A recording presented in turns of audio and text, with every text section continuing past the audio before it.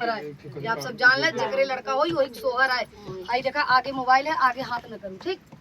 चाहे जैसे बनाओ ऊपर हाथ करेंगे। और जितना जने मोबाइल चल रहा सोहर सुना का कमेंट करे, फिर अगले संडे सोहर गाओ। अगले संडे फिर सोहर गाओ। जकरे जकरे लड़का होई कमेंट करके बताया, नाम बताया, नाम लेके हमारे दुआरे निमिया पेड़ा